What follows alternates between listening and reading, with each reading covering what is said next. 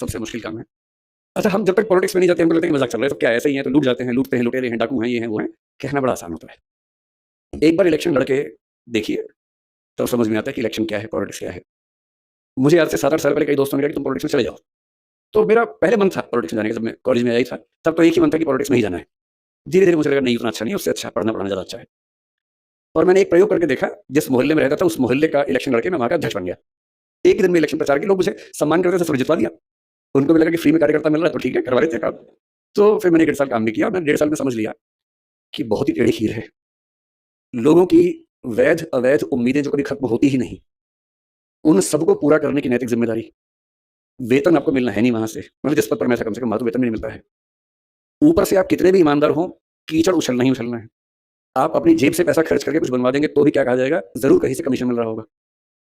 इतनी गालियाँ, इतनी आलोचनाएँ, इसलिए कहते हैं कि स्टील के नर्व्स हों, तो ही पॉलिटिक्स में आना चाहिए। चमड़ी बहुत मोटी हो, खाल बहुत मोटी हो, तो ही पॉलिटिक्स में आना चाहिए, वरना नहीं आना चाहिए। बहुत मुश्किल होता है।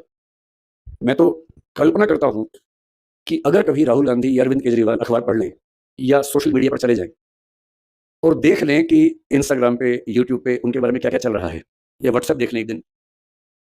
मतलब किसी बीजेपी वाले का व्हाट्सएप इस दिन राहुल गांधी के हाथ में पड़ जाए एक दिन के लिए, और उसमें देखिए कि उनको कहाँ-कहाँ से क्लिप काट-काट के कैसे जोकर साबित किया हुआ है। कितना सदमा होता होगा। हमें तो 4 लोग बुरा बोलते हैं, नींद नहीं आती रात को। आपको पता लगे कि 150 करोड़ की आबादी में से आधी आपके बारे में ऐसा बोल रही है, तो उसके बाद कहाँ सो पाएँगे? क्या नींद आएगी आपको? बहुत मुश्किल है। इसलिए मेरे मन में तो नेताओं को लेके अगाध श्रद्धा है, अगाध सम्मान है कि जितना ये झेलते हैं, उतना दुनिया में कोई नहीं झेलता है। पूरी दुनिया जो आती है मज़ाक बना के चली जाती है, जिसका मन करता है वीडियो बना लेते हैं इनके बारे में। मतलब पब्लिक प्रॉपर्टी है कि जो आएगा थूक देगा, जो आएगा लगा के चला जाएगा। इतना झेलना कोई मज़ाक थोड़ा ना होता है। इसके लिए चाहिए कि ऐसा व्यक्तित्व कि आप अपनी भावनाओं पर इतना कंट्रोल करना जानते हो कि आपको क्लियर रहे कि मुझे इन भावनाओं में बहना नहीं है, बल्कि अपना उद्देश्य ध्यान रखना है। ये सब तो लगा रहेगा, और जब आप लोग जीवन में हैं, तो निंदाएँ तो होती हैं, आलोचनाएँ होती हैं, झेलनी पड़ेंगी, आदत डालनी पड़ेगी। और या फिर हम तुलसीदास जी की तरह इस बात पर सीधे आ जाएँ, हानि लाभ जीवन मरण जस अपजस विधि हाथ, कि हानि होगी या लाभ होगा, जिएँगे या मरेंगे, यश होगा या अपयश होगा, ये नियति के हाथ में है, मेरे हाथ में नहीं है। तो अपयश हो रहा है तो हो रहा है, कभी यश भी हो जाएगा, ऐसा क्या है? और ये कहना बड़ा आसान है, इसको जीना बहुत मुश्किल है। कहना तो बहुत आसान है, मैंने कहा, आपने सुना, तालियाँ बज गई, मज़ा आ गया। और जब अपयश होता है ना, तब ये याद नहीं आता है। उस समय तो दिल की धड़कनें बढ़ जाती हैं, बीपी बढ़ने लगता है, बेचैनी होती है, एंग्ज़ायटी होती है, नींद नहीं आती है, और पता नहीं क्या-क्या होता है। राम की स्थिति सोच के देखिए। बाबू, मैं बार-बार राम का ज़िक्र कर रहा हूँ पटेल जी को समझाने के लिए। राम वन के अंदर हैं, और सीता जी ने कहा कि मुझे हिरण चाहिए। मैंने स्वर्णिक हिरण देखा है। वो उस समय शायद नहीं समझ पाई कि ये एक जाल है। वो लक्ष्मण जा रहे हैं, लक्ष्मण ने रेखा खींची है। पर जैसा कि नियति है, उसमें उनका अपहरण हो जाता है, रावण आके अपहरण करता है, और राम वापस आए हैं। तुलसीदास जी के यहाँ राम अपनी पत्नी से इतना प्रेम करते हैं। देखिए, ये जो भगवान राम है, भगवान कृष्ण है, ये एक जैसे नहीं है। वाल्मीकि के यहाँ इनका व्यक्तित्व अलग है, भवभूति के यहाँ अलग है, तुलसीदास जी के यहाँ अलग है, निराला के यहाँ अलग है, क्योंकि कवि अपने समय के हिसाब से अपने आराध्य के व्यक्तित्व को भी बदलता है और अच्छा बनाता है।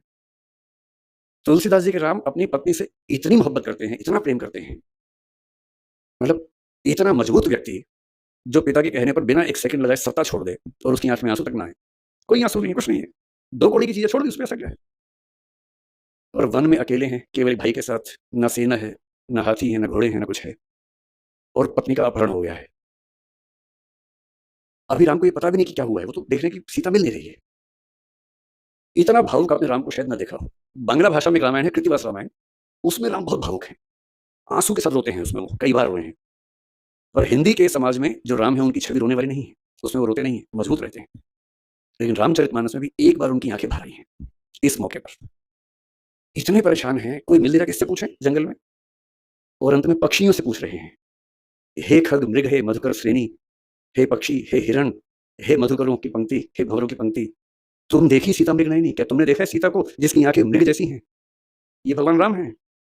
इतना मजबूत व्यक्ति, जो सत्ता जाने पर एक सेकंड को हिल तक नहीं रहा है, जिसको सत्ता का लोभ है ही नहीं, जब उसकी पत्नी उसको नहीं मिल रही है, तो भावनाओं में बहकर पक्षियों से, हिरणों से, भंवरों से पूछ रहे हैं कि क्या तुमने सीता को देखा है? और फिर थोड़ी देर बाद पता लगता है जटायु से कि दुनिया के सबसे ताकतवर राजा ने उसका अपहरण किया है।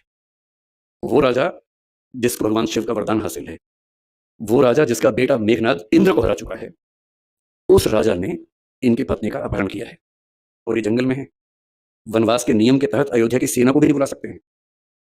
उस राजा से समुद्र पार करके लड़ना है, बिना सेना के लड़ना है, और नहीं लड़ेंगे तो सीता की मुक्ति कैसे होगी?